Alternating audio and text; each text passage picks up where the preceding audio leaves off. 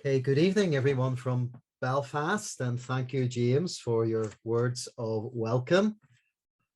I just want to kind of ask a couple of questions tonight because I know primarily our time is pretty limited. And a number of months ago, I think it was maybe in March, I was asked to do a lecture virtually in the US. And the lecture was entitled, "Is Religion Bad News for Human Rights?" And I had to answer that question initially categorically with a yes. Many times religion is bad news for human rights. And growing up in this Northern Irish space with its history of toxic politics and toxic religion, even almost 25 years after the signing of the Good Friday Agreement, we still have a very, very fragile peace process in our space. Northern Ireland is a very, very tiny space. During the conflict, we had about 1.67 million people. And over that 30-year period, we had 47,000 injuries, 36,000 shootings, 22,000 armed robberies, 30,000 people went through our penal system, 16,000 bombings, and almost 4,000 dead. I often extrapolate those figures into the United States and very simply say that if the Northern Irish conflict had have taken place in the United States over that 30-year period, you would have had 700,000 dead, 6 million political prisoners, 9 million injuries, 7 million shootings, and 3 million bombings. So while this was never a religious war, people often ask me, was this a religious war? It wasn't a religious war in the sense that people were fighting over doctrinal issues, but I would argue quite strongly that what I would refer to as a toxic religion, or to use the French historian Jules Isaac phrase, teachings of contempt, where we taught about the other side as being a contemptible person or having a theology that was much less superior than my theology. And I know the late Jonathan Sacks, commenting on this whole concept, highlights very graphically where he says, on one point, and it is a substantial one, the critics of religion are right. Religion has done harm. It has led to crusades, jihads, inquisitions, and pogroms. It has shed the blood of human sacrifice in the name of high ideals. People have hated in the name of the God of love, practiced cruelty in the name of the God of compassion, waged war in the name of the God of peace, and killed in the name of the God of life. Those are undeniable facts, and they are terrifying. Remember a couple of years ago, there being a university in York, a northeastern part of England, and a young Japanese professor said this quotation, which is stuck in my head almost 8 years later, where she said, an incomprehensible act becomes comprehensible when told in conjunction with religion. An incomprehensible act becomes comprehensible when told in conjunction with religion. And interestingly, I mean, the great believers of other generations have known this. I mean, Pascal said, men never do evil so completely and cheerfully as when they do it from a religious conviction. I mean, Jonathan Swift, who you may remember as a child, wrote the book Gulliver's Travels, but Swift was also the Dean of Christ Church in Dublin in the southern part of Ireland, where he highlighted we have just enough religion to make us hate, but not enough religion to make us love one another. And C.S. Lewis, the great Christian apologist who was literally born a mile from where I'm sitting tonight in Belfast, said, I think we must fully face the fact that when Christianity does not make a man very much better, invariably it makes him very much worse. And as James was alluding to earlier, this God is on my side mentality has dominated my space and many of your spaces literally for centuries. Way back in the early 1990s, as a young person growing up in this conflict, I was on a working party in sectarianism. I was the sort of young Protestant, a lifelong friend. Now Martin O'Brien was the young Catholic. And we tried to really trace what we were calling the historical and the kind of theological origins of religious sectarianism, particularly in that Christian space. And interestingly, we found ourselves pretty quickly way back in the 1500s and 1600s. And we saw there a combination of three doctrines. The first one being one true church, outside of which there is no salvation. Error has no right, and providence. I mean, the doctrine of one true church, most of us are pretty familiar with. Our church is the only true church, and if you're outside my church, your chances of salvation are diminished at best. Interestingly, the doctrine that error has no right is less well known.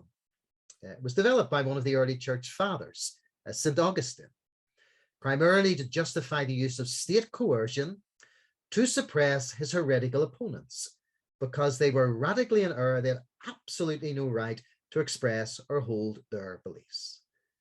And interestingly, ever since, that doctrine has been put to similar use as the principle behind every use of coercion, be that state coercion for religious purpose. So it's behind penal laws, it's behind inquisitions, it's behind forced conversions, and many of those similar ugly stains on Christian history.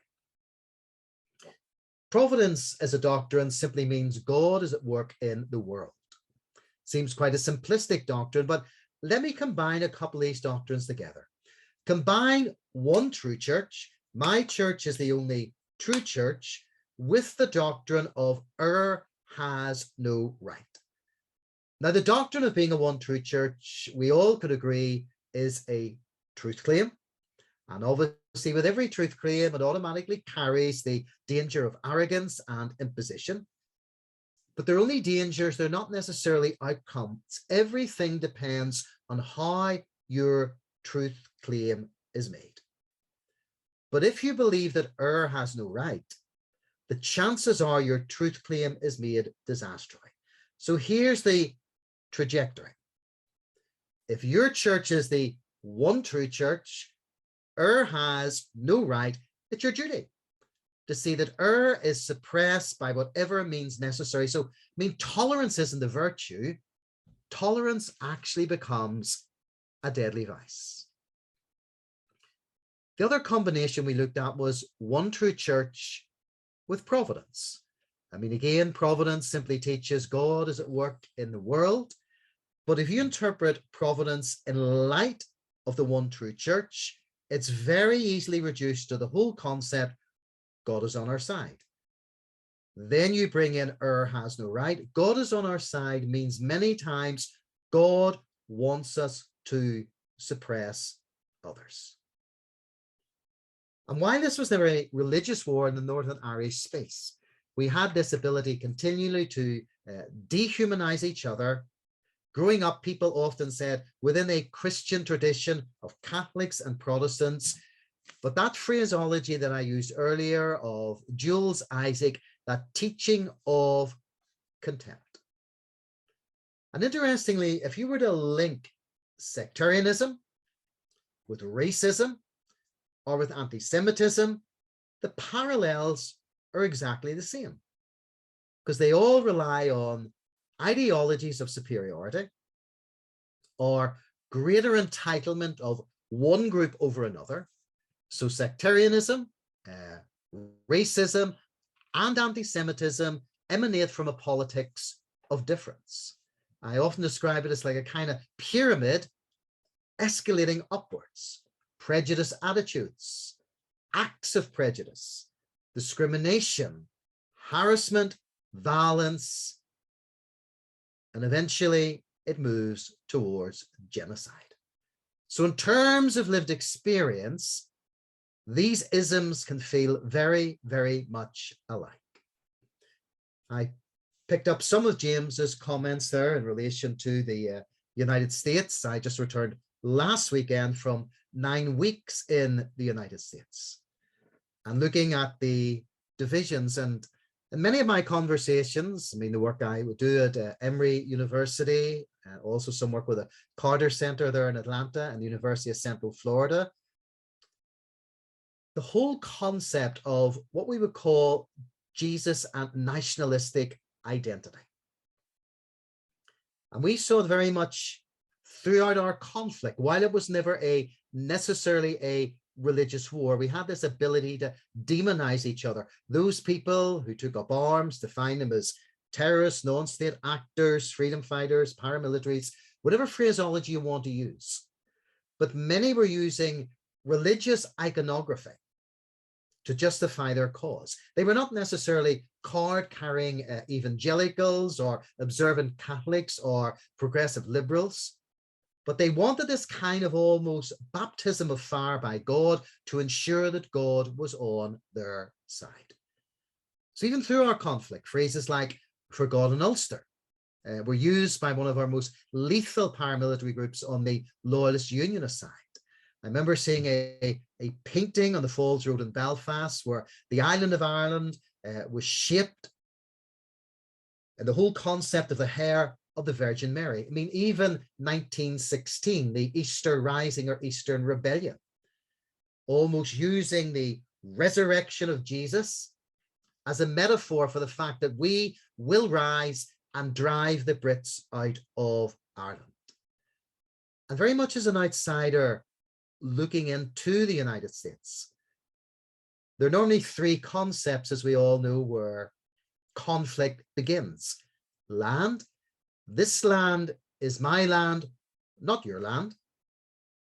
Identity. My identity, politically, nationally, is superior to your identity. And thirdly, religion. That my theology is superior to your theology. And very much as an outsider looking into the US, all those components are there. I guess a few years ago, being honest, I probably would have wrestled a little bit with the land one.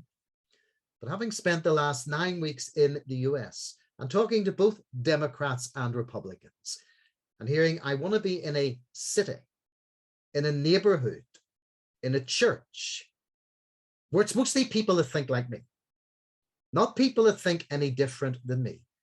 So the whole land concept, I mean, a friend of mine who would be progressive, who's living in Asheville, North Carolina, said to me, I live here because it's a progressive town. I remember during the time when I was in Georgia, Stacey Abrams wanting to go from one county to another, and the Atlanta Journal writing about an absolute uproar from those within the Republican Party. Almost, how dare you come onto my space? How dare you come on to my land? And why within the US you don't have those kind of visible peace lines, as us Irish kind of nickname them, they're really kind of Berlin type walls or interfaces. I've often been in the United States driving with friends when I've crossed a railway track and they've simply said, Gary, you've just driven through our invisible peace line. It's there mentally, maybe not physically, but it's there, and it's becoming higher and higher and higher in people subconsciously. So let me ask the question, and I guess to flip the coin just for a few minutes. Can religion actually be good for human rights? And let me suggest some things that I think need to change if it is going to be perceptive and prophetic. I think all our religious traditions need to be willing, not in any violent way, but to move back into the public square. Within the Irish peace process, we had this theory that a good friend of mine, a sociologist at Queen's University, developed called the political peace process versus the social peace process. And people often ask me, because if you're following Northern Irish politics, currently we don't have a devolved assembly. We didn't have one from January 2017 to January 2020. And people often used to ask me, I mean, why do people not go back to violence? There's a multiplicity of reasons, but one of the main reasons is I often have described civic society in my space as the social glue that actually holds our peace process together. And so that's why I think people of all faiths and none, people of goodwill, need to be spilling into that public square.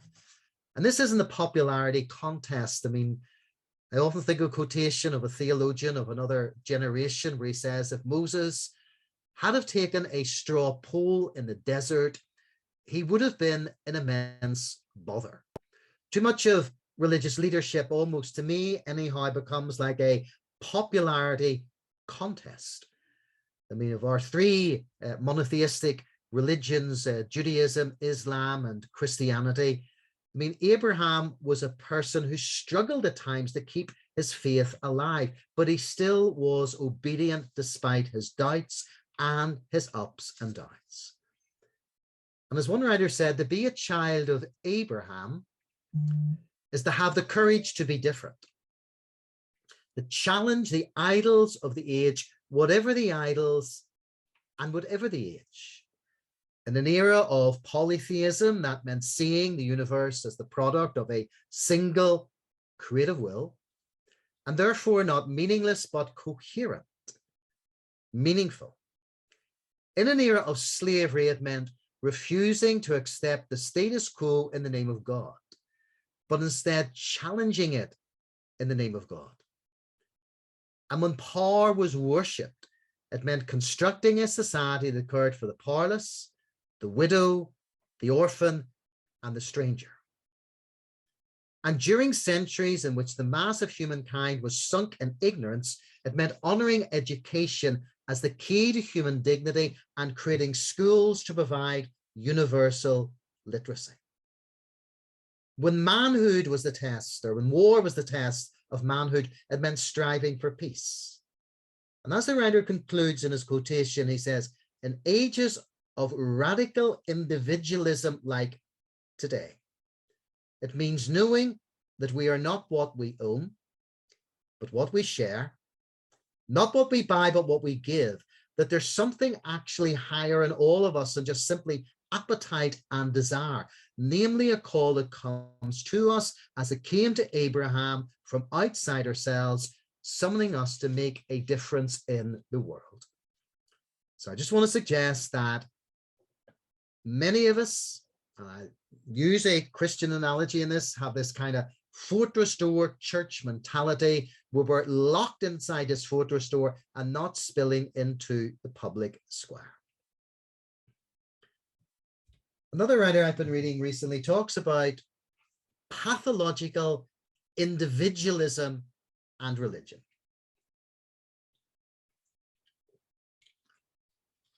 And she talks how many of us, that our theology is actually rooted in a pathological individualism, that it's not corporate, it's selfish, it's about me.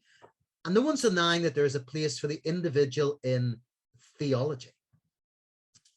But certain aspects of theology today, let's be honest, are nothing more than pure individualistic selfishness. And that selfishness many times denies a person's human rights. I mean, look at racism, for example. Many people assume racism is just about thoughts and individual acts, when it's communal, systemic, it's institutional. And if we don't deal with those structures, how do we ever protect a person's human rights? So I think we need to wrestle with what I call a corporate approach to Christianity. Because it begs us to ask the question, which I alluded to a colleague of mine in Queen's University there who put together that social peace process versus the political peace process wrestled with. And it's the question, why is religion so associated with conflict? I mean, today I've had several feeds from different spaces in the Middle East, from Afghanistan, for other spaces, where people can walk into a place, detonate a bomb, and murder numerous young women. And systems of oppression are more likely to occur whenever religion and ethnic identity coincide. So what simply happens is it becomes exclusive ethnic nationalism. So many times that religion is wrapped up in a kind of ethnic defense and ethnic expansionism, where religion is used by ethnic groups to defend their interests in this kind of nationalistic struggle of resistance or in expansion and colonialism. And so combatants do feel God is on their side. I mean, look at Russia today as an example. When most of us sat in our homes, on our sofas, on our settees in February and March, wondering what is going to happen. And most of us look at the whole concept. Is this like geopolitical? To a degree, yes. But actually, if you look closer, there's a religious component to the whole Russia-Ukraine. Because way back, long time ago, in 988, another Vladimir, not Vladimir Putin, Vladimir the Rus, was converted to Christianity and insisted that the whole city was baptized in the Dnieper River. And Putin himself has said that Kiev is the birthplace of the Russian Orthodox Church that includes Belarus, Ukraine, and Russia. And while most of us are looking at this through the lens of a geopolitical war, I mean, Putin has recently authorized in a cathedral mosaics of himself, of Joseph Stalin, responsible for the murder of millions and millions and millions of people, and a mosaic celebrating taking back Crimea. So there's a classic example, up to date, 21st century, where ethnic, nationalistic religion combines with militarism, this God is on my side mentality. So how do we ask the question, and I've concluded in a few moments, how do we depoliticize religion? How do we uncouple the kind of practice of religious faith from the practice of cultural religion? I mean, James alluded to what is happening in the States, the amount of people who are not necessarily churchgoers, but define themselves as evangelical. It becomes more like a sociological title than an actual theological title. I keep reminding people in the States that the meaning of the word evangelical means good news. But for many people today, it is not good news because of its heavy political overtones.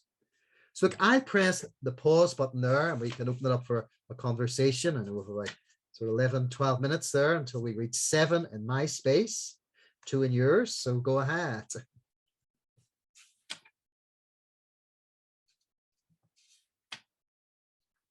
Yeah, James, go ahead. I see your hand up there.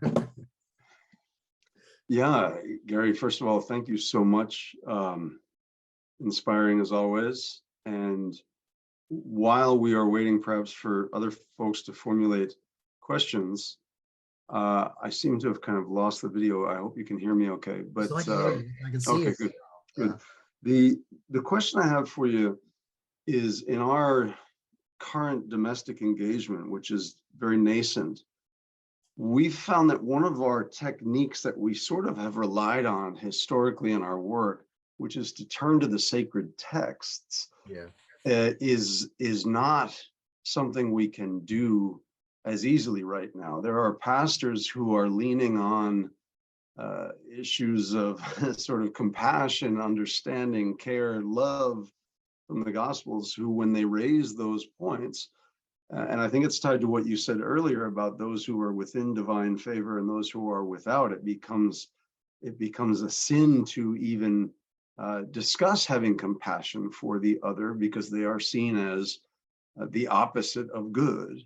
These pastors are losing their jobs. They're getting thrown out of their churches, or they're losing adherents and worshipers who come to their churches for other people who are promoting political and social hatred.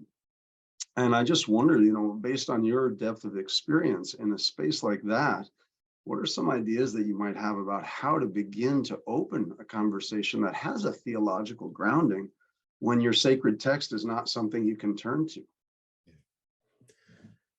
Interesting and incredibly difficult, James. I know your space reasonably well overall, and I remember in the sort of mid 1980s, a number of folk came together from that evangelical tradition and developed a short document entitled a CONI, which was Evangelical Contribution on Northern Ireland.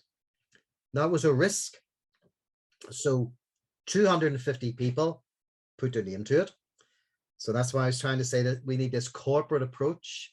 And I think people need to join together because it's easy to pick individuals off if we have this skill base to isolate them. And many times, sadly, humanity does have the ability to do that. And the document was called, interestingly, James, To God and His Glory Alone. Not for God in Ireland, or for God in America, or for God in Ulster, but actually God is not defined by nationalistic identity. While I may have a British passport, an Irish passport, American, Palestinian, Israeli, South African, whatever, within the sacred texts of the Christian tradition, St. Paul assures us that primarily our citizenship is in heaven. The difficulty is, my concern about the US actually, James, is that I don't think people have analyzed the possibilities that lie ahead. So one or two of the things I've been saying, look, this is not Iraq that's 5,000 or 6,000 miles away. This is not Afghanistan. This is not Vietnam. In fact, if things go wrong within the United States, this is not even the Civil War of North versus South. This is neighbor killing neighbor. This is really up close and personal. And when I was doing this in Atlanta, I was doing a webinar there for the Carter Center. I said that, you know, this is like someone in Ponce de Leon, which is a big thoroughfare, as many of you know, through Atlanta, killing someone in Briarcliff Road that runs up to the apartments for students at Emory University. So I think people need to see, while they may fundamentally disagree theologically, and that's called life, if they start using theology in a way that demonizes another person, you know, again, Abraham Joshua Herschel says, dehumanization precedes genocide. But he also said this, it was words, not machines, that created Auschwitz. So long before those gas chambers began, there was, well, let's be honest, within Christian theology, there was centuries of anti-Semitism. I mean, I often remind Christians that it wasn't the Nazis designed the ghettos. It was the Christians in Venice and in Rome. There was even a papal bull in 1555 that authorized this. So theology can lead to violence. There's no question about that. And Christian history is littered with that. I let people from other traditions do their critique. I'm happy enough to critique my own house and stable without any bother. And we need to be honest about that. My concern about the US, James, I know you've heard me say this before, is if things do go wrong, because of the amount of weaponry you have in that space, you're absolutely into a bloodbath overnight. And I know this when British troops, when I was a little boy, first came in the streets here, late 60s, early 70s. The wisdom of the day was, August 1969, this will be over by Christmas. It officially didn't end. Okay, the Good Friday Agreement was April 10th, 1998, but it officially didn't end until 2007. It was the longest military operation in British history. And as I don't need to remind people, the Brits have fought a lot of wars. And the problem is internal warfare is different to nation against nation because it's neighbor killing neighbor. I mean, not dissimilar to what happened in Israel in May last year. I wrote an article for the Times of Israel in which I kind of said, welcome to Belfast, because those 7 mixed cities imploded within Israel. So this wasn't dealing with Gaza or dealing with the West Bank. This was neighbor killing neighbor, really up close and personal. So this is not Vietnam, as I said, the Americans, or Iraq, difficult as those spaces were. This is someone who may want to put a bomb in a club where Democrats drink or Republicans drink and vice versa. And no one wants to go there. I mean, having lived through this for 30 years of my young life growing into adulthood, we're all still scarred. 1 in 5 people here are drinking themselves to death with alcohol. They're self-medicating. We have the highest dosage of antidepressants in Western Europe and one of the highest in the world. More people have committed suicide since the signing of the Good Friday Agreement than actually died in a conflict. So the trauma that's passed from generation to generation. So people need to say, yeah, this may look incredibly heroic, this kind of Rambo image, but do remember you're going to pass this to your children and your children's children and your children's children. There's a wider context, I think, James, that Americans are not looking at. And by all means, I say to people, when I'm in the States, you know what? I stay with Republicans and I stay with Democrats. And it's astonishing, I have to say to people, the vast majority are quite normal. Trust me, they are.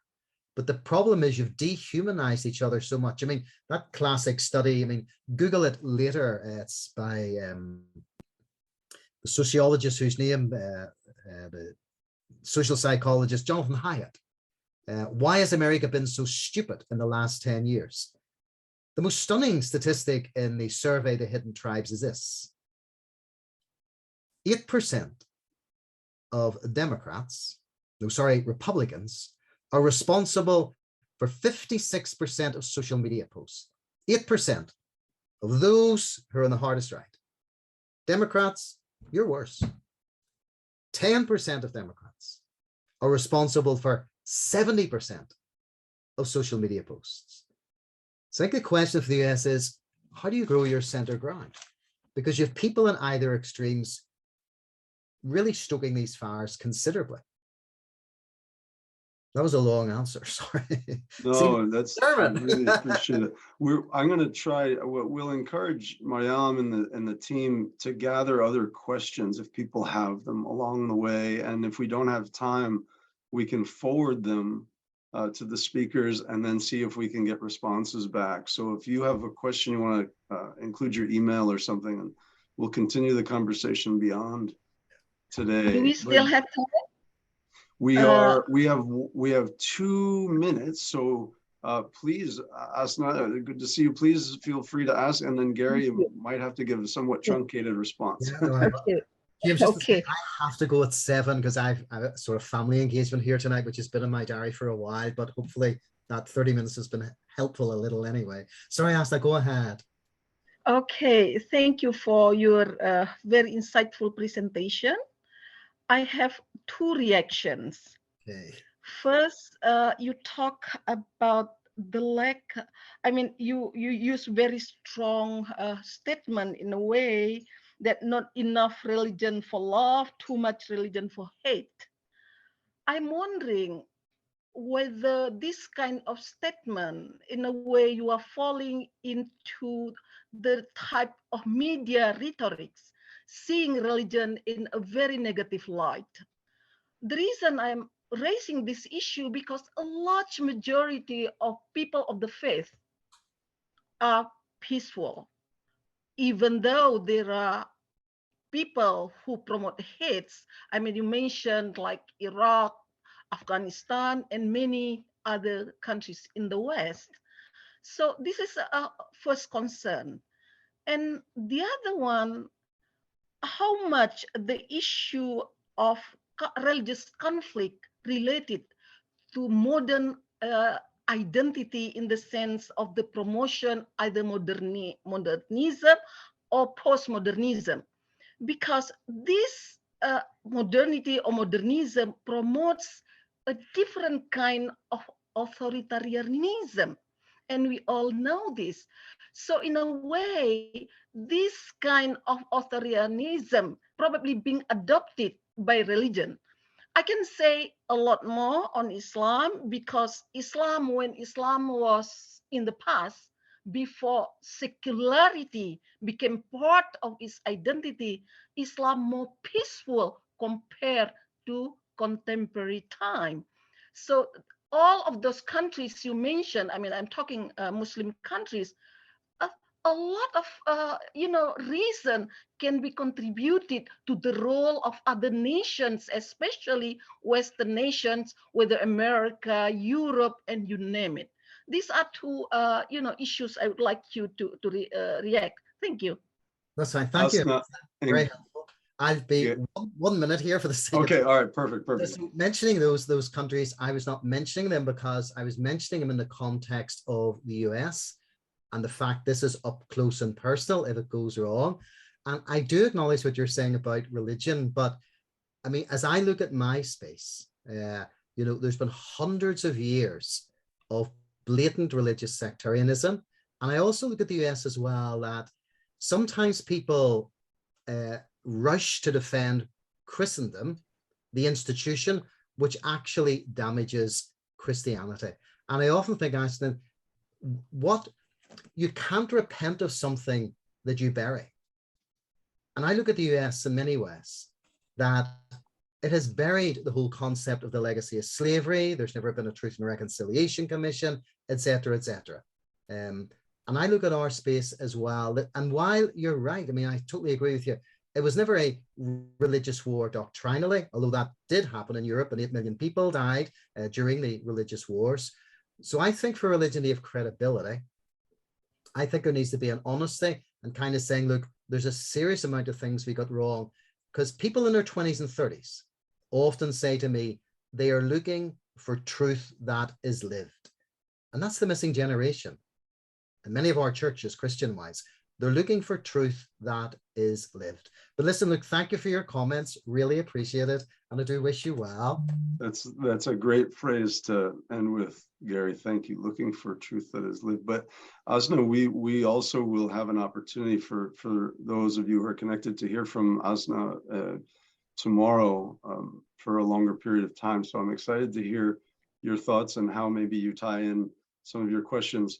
I will beg everyone's forgiveness. I'm going to nominate myself the timekeeper. So if I seem to come in abruptly and try to keep us on schedule, please forgive me. It's just a matter of people having, I know, Gary, you have to go. Our next speaker, Paul, also has a limited amount of time. So my apologies if I seem a little abrupt, but this way we can gather questions and address them as we go forward.